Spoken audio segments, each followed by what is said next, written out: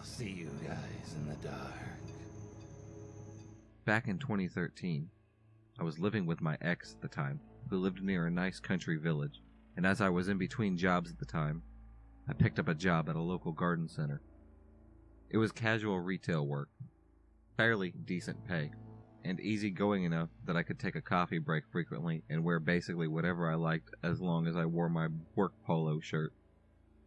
It was walking distance from my ex's house, and full of people of all ages who were the most lovely people I had ever met. Most of the regular customers who came to the garden center were usually sweet old people who could visit the cafe because we had free teas and discounted lunches for OAPs if they had a store card.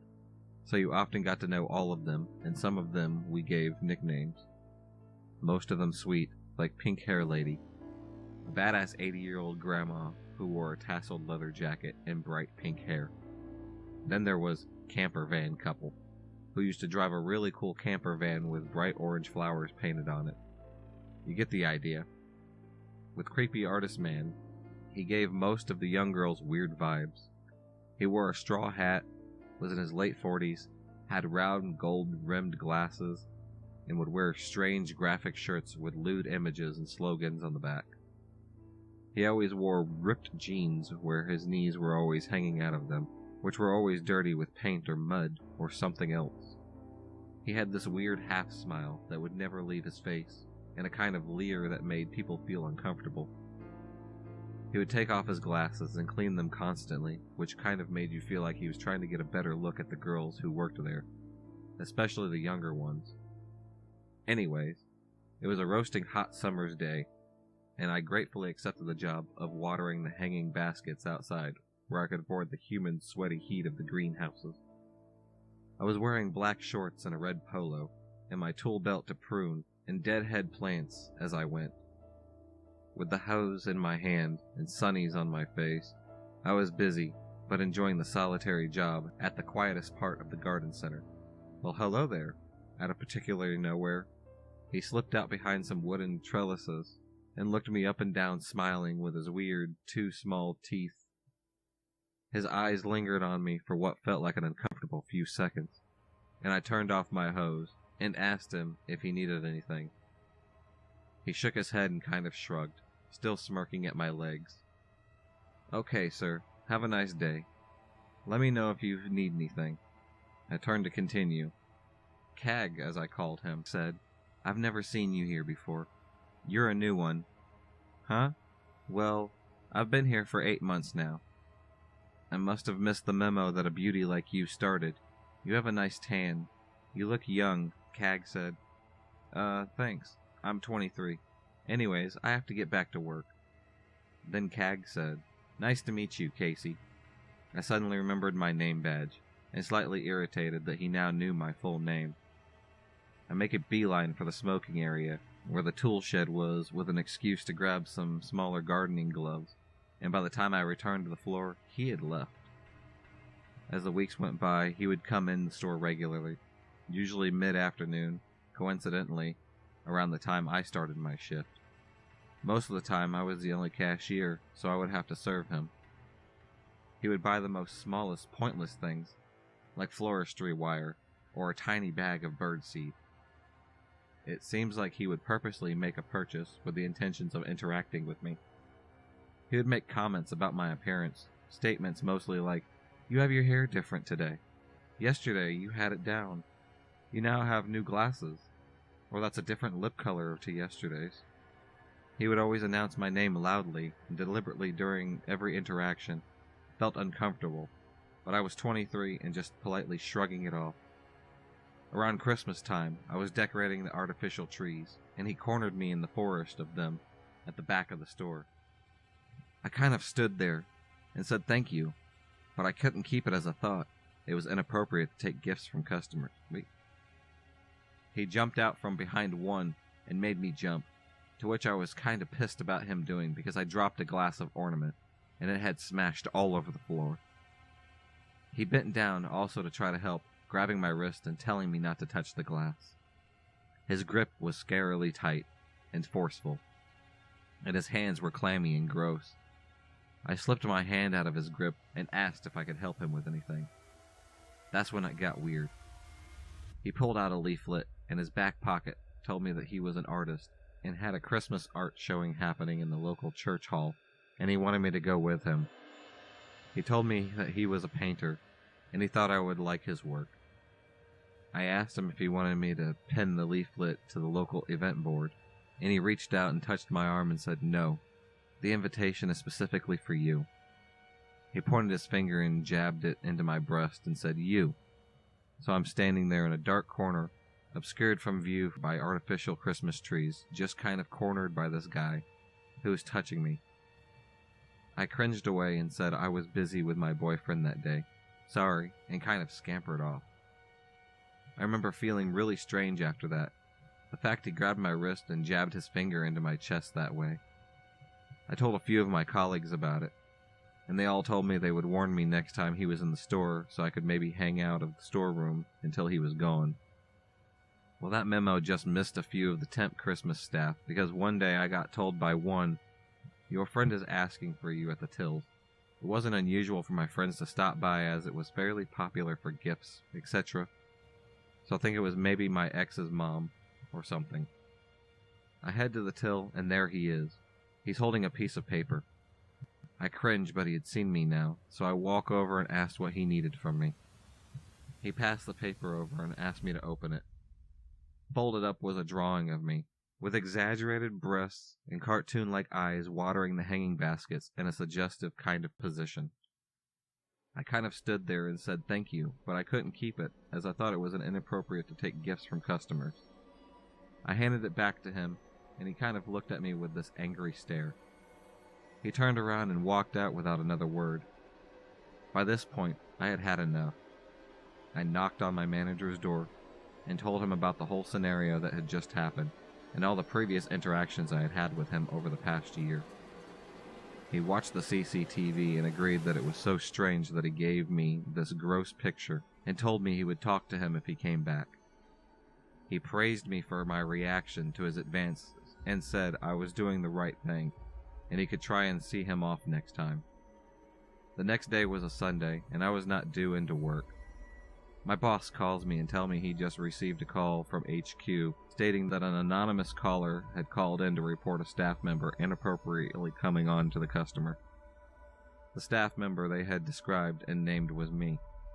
The caller had said that I had been inappropriate towards him at work, offered to do it with him, had led him on and obviously promiscuous, and that I had been pursuing him for over a year. The jerk even described a fictitious relationship we had had, and ranted loudly about how I had cheated on my boyfriend before hanging up. HQ quickly didn't believe a word, as my manager had already mentioned the guy to one of the higher-ups, but they thought it was wise to let me know about this crazy guy and suggested I report it to the police. The next day, I did just that. The officer I spoke with said that he matched the description of a man who was a local pest, somebody who often harassed young girls in the local area. He was also known to stalk girls in his car and attempted to abduct a young girl 4 years ago.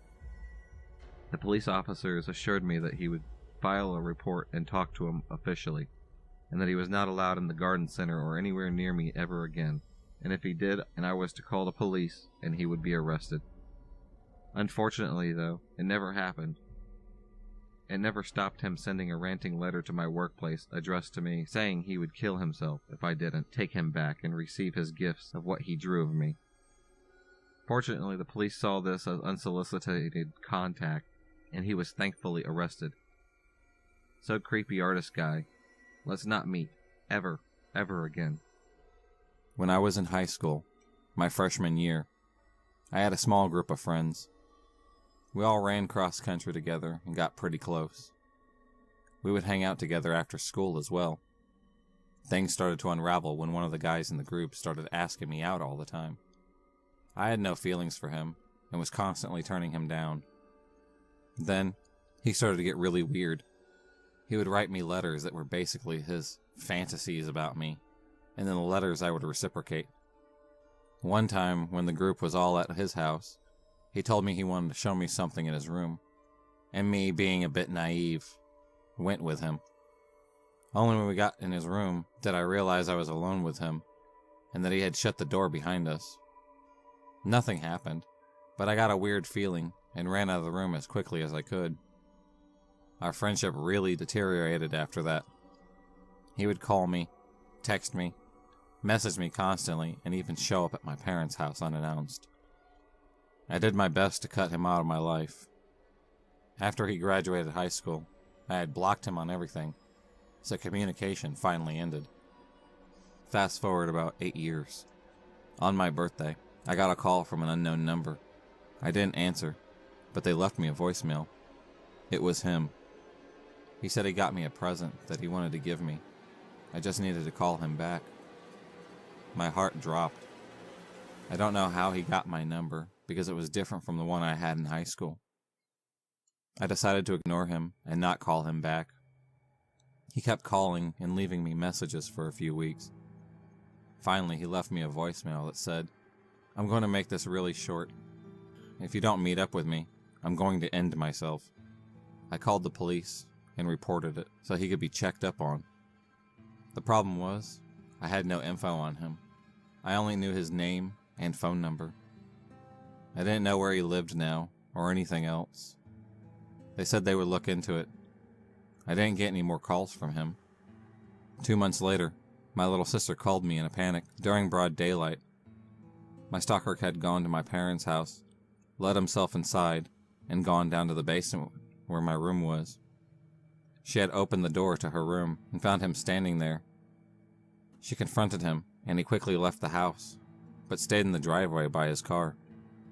She woke up my mom, who had recognized him. She confronted him outside while my sister called the police. He told her they told him he could come over and see me. He left before the police got there. They wrote a report, and that was all that happened. The police told us that they couldn't find him, and we really couldn't press charges because the door had been unlocked, and there were no trespassing signs in our yard. I was on edge, and my sister was on edge for months. Finally, the police let us know they found him. Someone else had called the police on him for a different reason, and when the police tried to apprehend him, he stabbed one of the cops with a pick. He's in jail now for less than a year for both charges. We have a restraining order against him as well. I just hope this is the end of it all. I'm terrified if he found out my new number. He can find my new address as well. I would have never expected violence from him, but now I know he is capable of it. Stalker, let's not meet again. The story I'm about to tell happened because I guess I am too nice to people. When I was 17, I was a pretty blonde girl who was very nerdy. I would often get guys who wanted to be more than friends when they found out I liked games and films, but they always just made their crushes known, and I would gently let them down. I had a high school boyfriend at the time. I worked at a movie theater in the Midwest. I loved this job and became good friends with the people I worked with. It was the perfect job for a teen who loved movies and needed to work after school. That was until I met Simon. Simon was a guy who worked at the theater with me. He seemed nice enough. A little geeky and not very attractive, but kind of just a regular guy, and I was friendly as I always was. He was almost 10 years older than me, so I wasn't too worried about him thinking I wanted to be more than friends. As time went on, he gave me more and more attention, talking to me for hours during the downtime when movies were playing. I suspected he might like me, but I wasn't too worried as he was a manager, and I wasn't, and dating between managers and staff was not allowed. So I thought he would just keep it to himself. Then after a year, I was asked to move to another theater as the one I worked at would be shutting down in a few months. I agreed, but was the only staff member to be offered this option. I realize now that this is not as fruitless as I thought it would be. Just a week after I started at the new movie theater, Simon showed up to say hi. I was friendly as always and was nice to him. After all, we were the same movie chain, so he could come here to watch movies for free if he wanted to. I thought it was innocent, but soon started to feel uncomfortable when all of the time Simon was spending hanging out at the movie theater. I asked my coworkers if he came in when I wasn't there, but they said no. Then it dawned on me that we no longer worked at the same movie theater, so he was free to pursue me romantically without worrying about his job. This made me worried as he started, if not awkwardly, flirting with me. I found out later that a girl at my job who didn't like me had Simon a copy of my schedule for the next 2 months. So I started to hide. Every time I saw him, I would make some excuse to go and hide in the stockroom or the projection booth. It was starting to make me very uneasy. My boss, who is still a great friend to me, noticed how uncomfortable I was, and told me if I wanted to, I could report it to the home office and get him to stop. I thought this was taking it too far, and I declined, thinking eventually he would give up. Well, he didn't. He came in close to my birthday and dropped off a card and a CD with lots of rather creepy music on it. I had finally had enough and told my boss to report him. The management told him he wasn't allowed to come to my theater again or he would be fired. I didn't see him for a few months. Thought it was over, but then I had people I worked with at the old theater who went to the high school with me coming up to me in the halls and cussing me out for getting Simon in trouble. They said I had led him on and that he was a lonely guy who had a crush on, and it was cruel, and that I got him in trouble or that I wouldn't give him a chance. I was horrified that he had been spreading these rumors to people I thought were my friends, and now were attacking me at school. I spent the next few months afraid to go anywhere. I lived in a small town and was terrified of going out in case I ran into him. I am a generally nervous person who scares easily, so my parents thought I was overreacting. My boss told me not to worry, and that Simon probably had given up on me. Oh, how I wish that had been true. The day the old theater closed down, I was at work. I had to work late, and me and my boss were the last ones to leave for the night. My boss, Peter, asked me to wait for him so he could pick the lock up together. It was about 2 a.m. once we left. The door had been locked since 10 p.m. so no customers could get in. As we walked out, my boss, who had kind of a sick sense of humor, was joking about Simon and his crush on me, probably trying to make light of it to cheer me up. When we stepped outside, I turned to lock the door, and my boss shouts, "There he is!" I thought he was joking again, and turned to tell him that it wasn't funny. But he wasn't joking. Simon was standing there, with Peter just between us. I froze. My entire body went rigid, and I didn't know what to do. I heard Simon say my name, and saw him try to get around my boss, but Peter spread his arms out and blocked him from me. I saw that he had to get his eyes fixed on me. Peter told Simon to get out of here, and that I didn't want to see him.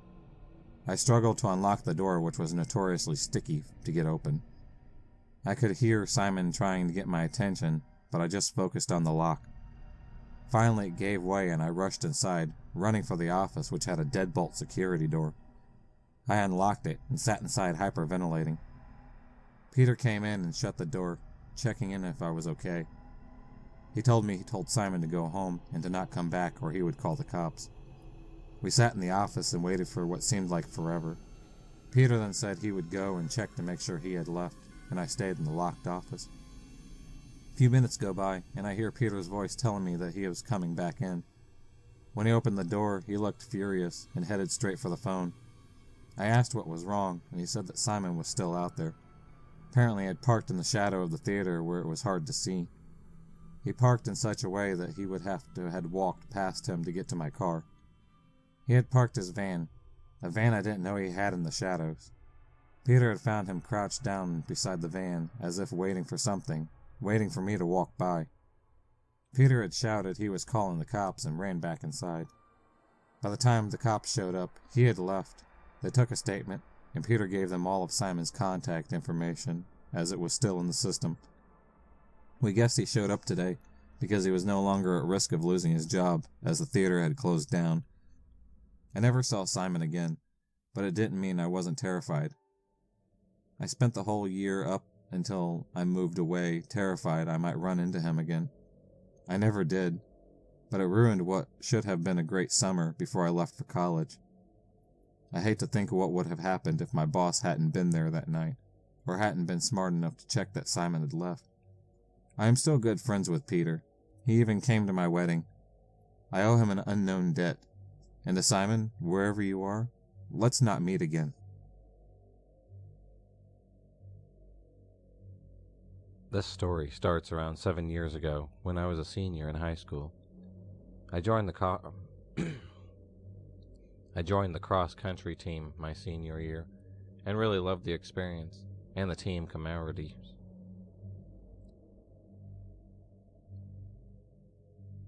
The boys and girls teams trained together in the A groups and B groups. The A group was all boys, and me. I didn't mind this. It's definitely pushed me to a better runner, but it was really difficult to try and keep up with them.